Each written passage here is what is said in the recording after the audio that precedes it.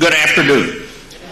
President Rajavi, I am happy to stand here with you and with all these other individuals here today and those who are watching and will hear of this, people who believe in freedom and who believe in democracy and are willing to give the last full ounce of their devotion to achieve it. This is a great cause, and I'm very proud to be part of it. I've had the chance during my career to work closely on several of these issues when I was in the United States Senate and issues when I served in the cabinet that pertain to the regime in Iran. I'm proud to have stood strongly against what that regime has represented. And I'm especially pleased and proud to stand with you on the issues which bring us here today. We have entered a new era in the Middle East. Events in Egypt and in Tunisia and in Libya and elsewhere show that people want a voice. They want freedom and they want democracy. And the question we face is whether the same encouragement which was provided Egyptian and Libyan and other freedom-seeking activists throughout the Middle East and North Africa will be extended to those pursuing democratic ideals in Iran.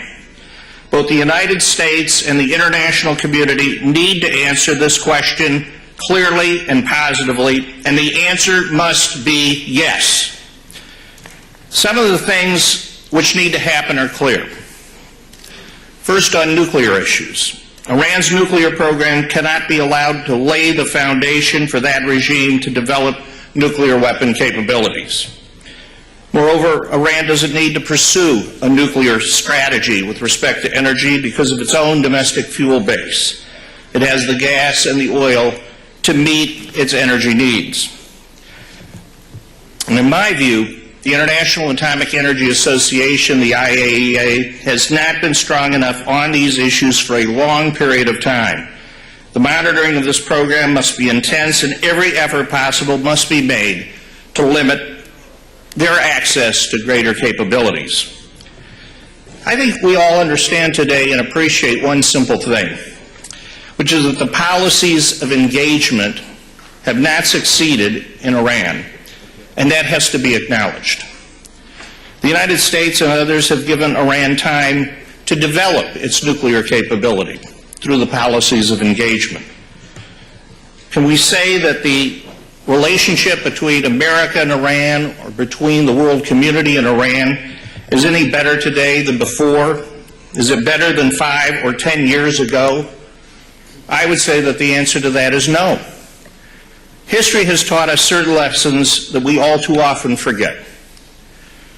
One of those lessons is that those who run oppressive regimes and rule by the assertion of power only appreciate power. They view diplomacy as a one-way street. If it helps achieve their aims, they will be diplomatic. If it doesn't, they will not. When they are offered concessions, their response is always the same. They say, "Thank you very much, we'll take those concessions, and we will think about what you have asked in return." And that is exactly what Iran has done with respect to the terrorist designation of the MEK. Those who believe that giving in to Iran on the MEK designation would bring about a more moderate Iran have been proven wrong. Wrong on nuclear programs, wrong on meddling in the affairs of other countries, and wrong in the suppression of the rights of their own people. And it is time for that designation to be ended once and for all.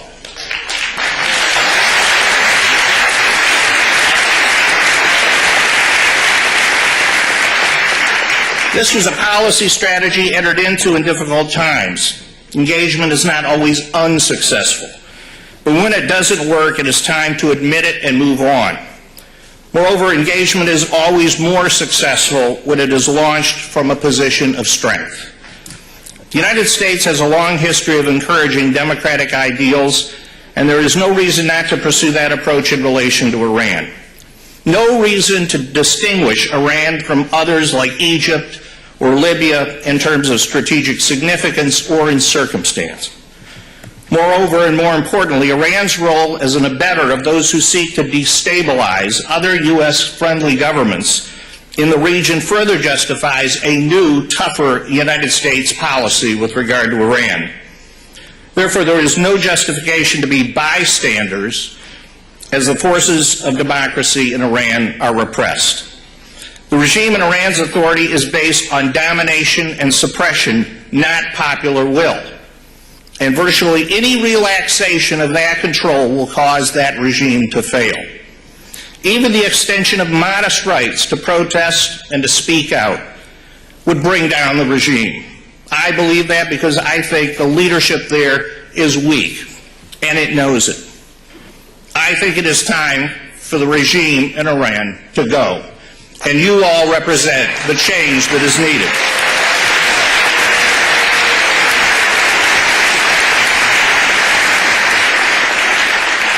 Particularly distressing are the circumstances at Camp Ashraf. Simply put, the United States has a moral obligation to protect the people there.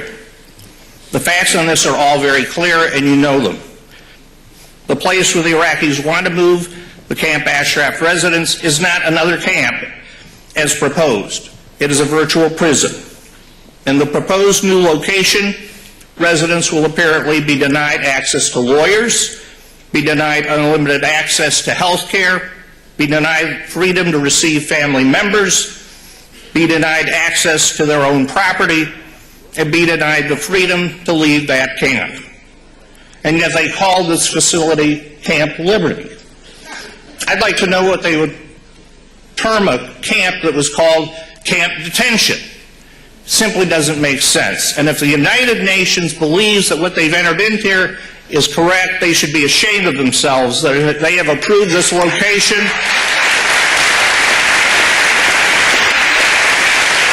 If we really believe that the international community has a role to play, then it is our responsibility, just as it was in Libya, to prevent slaughter. And if we could do this in Libya, surely we could do this at Camp Ashraf and protect the people who live there.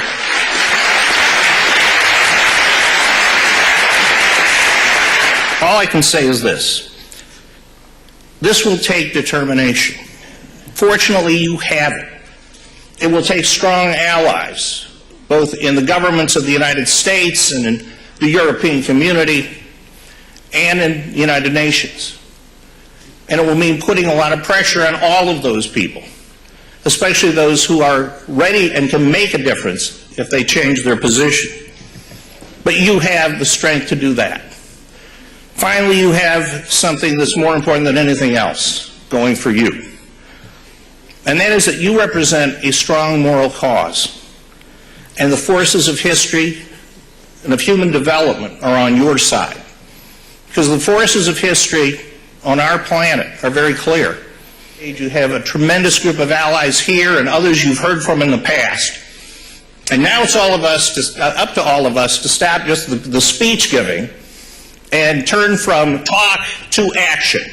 And that is what we need to do, and with God's will, it will be successful. Thank you very much.